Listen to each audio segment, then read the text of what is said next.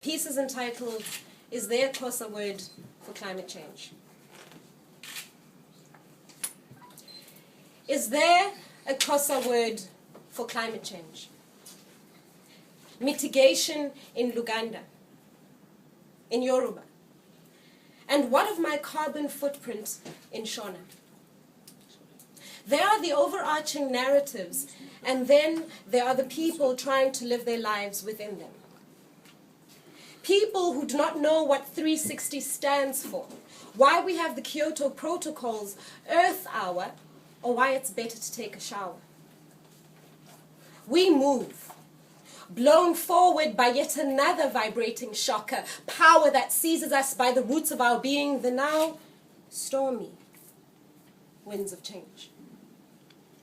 A tornado in Makhaleng informal settlement, just here in Fixburg, where the lost life of a 9-year-old boy propels us into a frenzy, the urgency, a rush to save the setting of our sun, but who is coming with us?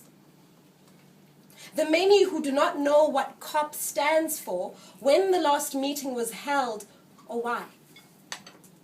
Discussions always held elsewhere in some other way, closed doors, signatures, and uneasy settlements, while the impact lies in the direction of not what we think, but what is actually required. What will we say to the Ugandan mother who walks the length of her life in days, cutting and chopping and collecting possibility, her pockets long made heavy with seasons of a familiar drought, her load of survival and home carried like generations upon her head to build and feed and grow tomorrow on her own? What will we say to her when she is the last and least to be informed and will have to take out another loan, one she cannot afford? And then there are the children in places like Mongu, Zambia. Minds thickened and green and thirsting.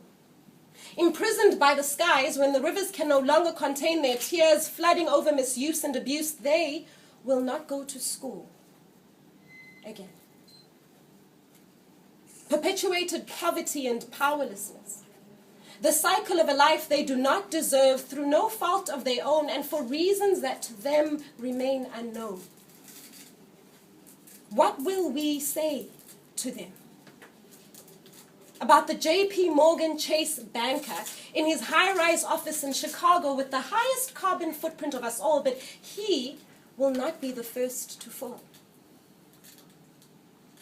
While some are creating distant campaigns and others are calling on governments to action change in lands where concepts are being explained to people in languages they do not understand.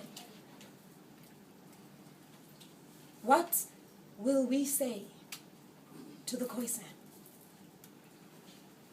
As the Kalahari sands begin to shift beneath their feet, the hunger in their hearts turning dry like the rains that did not come in Cape Town, in Dar, in Kimberley, in Beaufort West, or Somalia.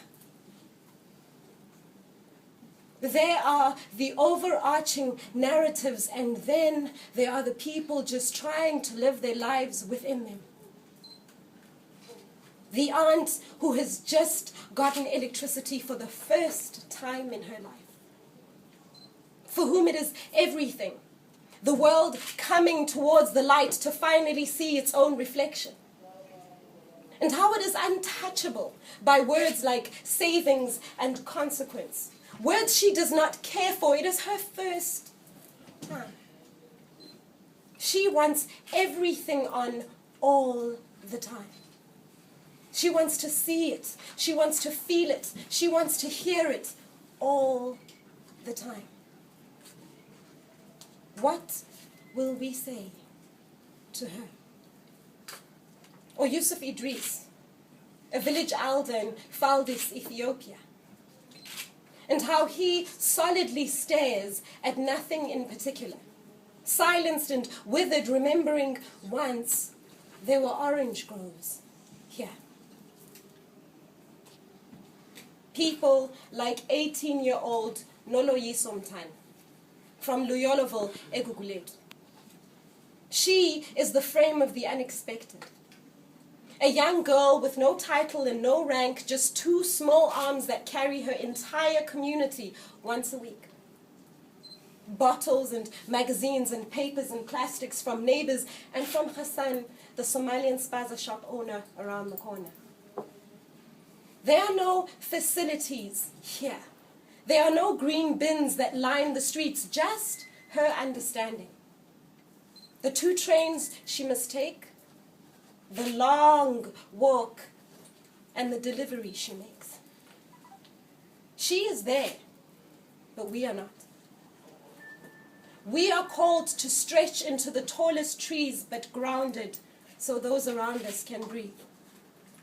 Out of our fitting and worn shoes, to build the bridge of the divides over hesitance and across the plains of fear. Back down the long and desolate road of less traveled. To look out once more beyond respected procedures of hesitancy. To hopscotch the numbers in boxes of predetermined thought.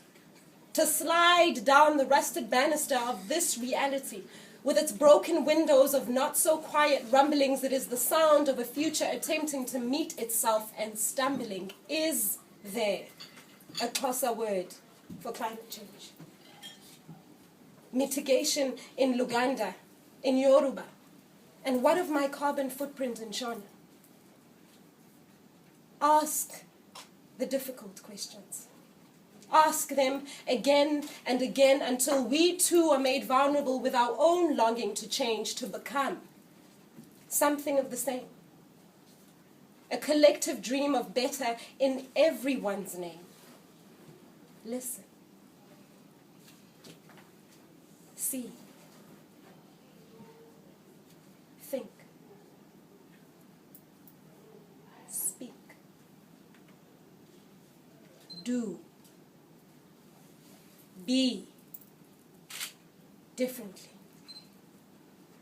Let the uncertain whispers in the hush of your tones turn into strong words, easily accessible, useful, tangible words.